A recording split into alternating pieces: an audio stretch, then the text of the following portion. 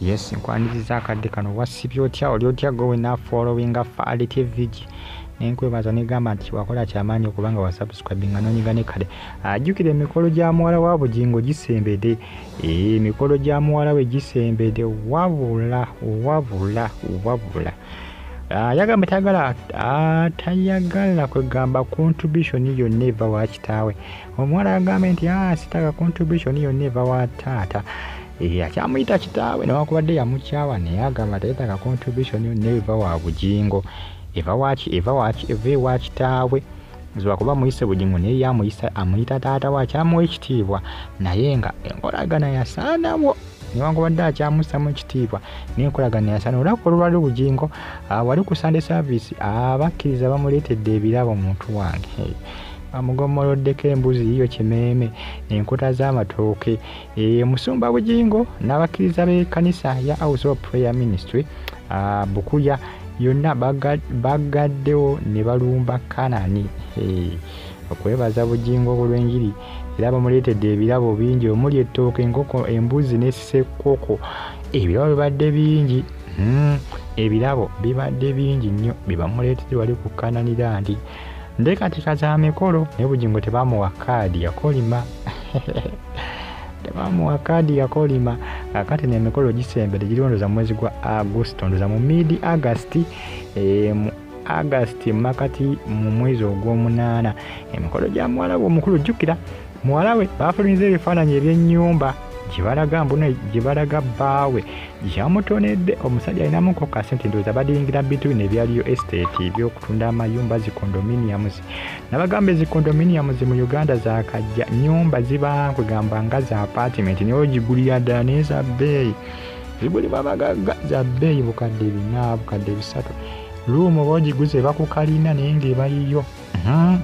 Eba yiyo lubeera tewabeera wagenda kukonkona. Si nnyangu za bbeeyi. Zasookera mu bazungu eyo. Zasinga nnyo okubeera amawanga ga Asia.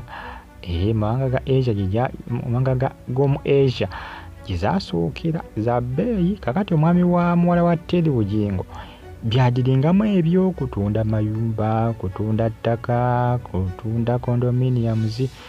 Ezo ennyumba ezo zinganga za apartment ezo. Yamutonedde ennyumba. Ndowooza video nagikoze olunaku olwo osogisakingako n'ogiraba. Ennyumba eyo ya muwala oyo yagimutonedde ng'ekirabo Ssemalabo. Ku mukolo gwabwe gusembedde ate yagambye agenda kumuwa ate esingako n'ekweyo nga ne weetudde wanene bitya. Omusajja essente aziyina. Ebisesinga oluusi abantu abadiringira bintu bwe biti ensimbi baba nazo. Ebintu bye bya estate ebyo. Ba engineer bwe bati baba molu engineer sente aziyina. Era muwala wa Bugingo yafunye ekituufu kyova n'obuyambi bwa kitaawe tabwetaaga. Tayagala contribution yonna eva wa kitaawe. Bugingo yali yeyamye okubanga akwasaganyizaako muwala we ku nsonga z'emikolo n'omuwala yagambye saagala buyambi bonna kuva wa taata. Yagambye teyeetaaga buyambi bonna baka contribution yonna okuva ewa Bugingo. Kaakati nno Bugingo tebamuwa kaadi.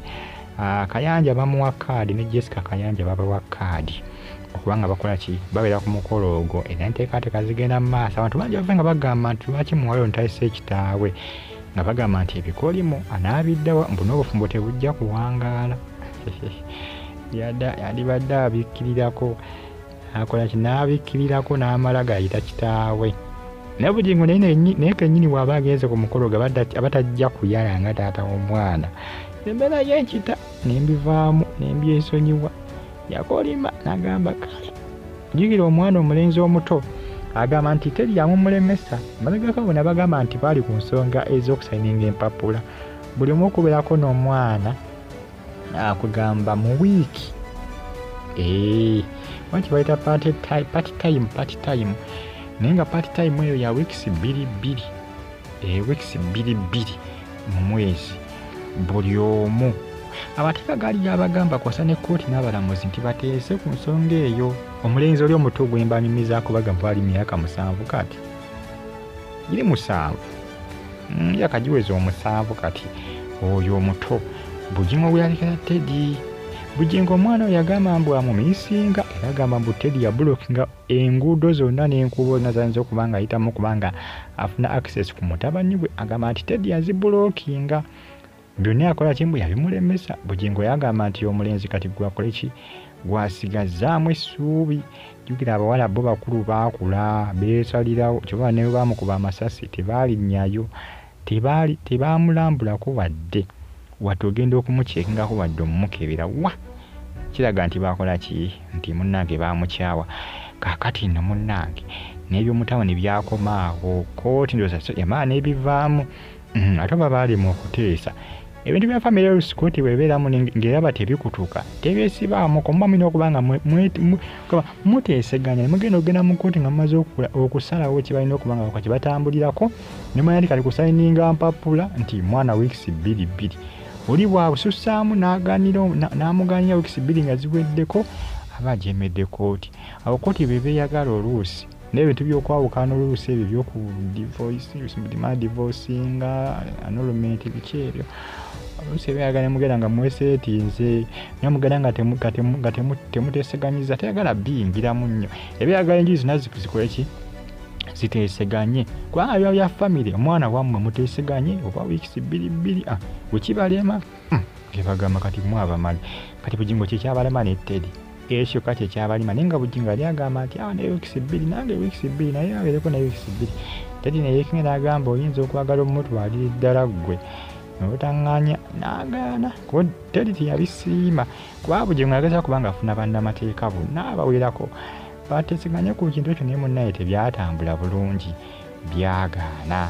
byagaanira ddala.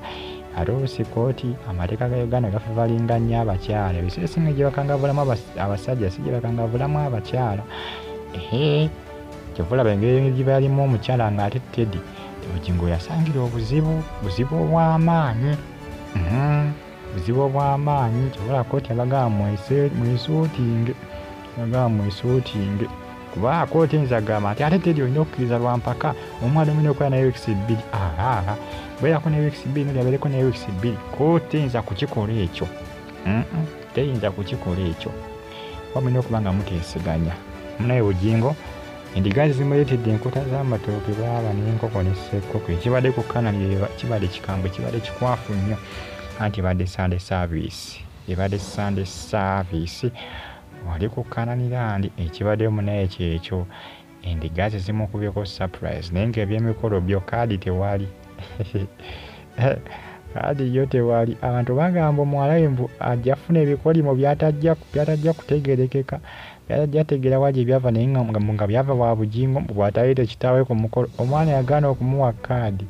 Omwana yagamba oba ebikolimo bijje ye taata abiduduma olaba baagaana okulambula taata waabwe ng'akubiddwa amasasi zaabwe nakkiriza nti baamukoowa ebyaddala. Fadi TV yo gimbaagala nnyo mwenna.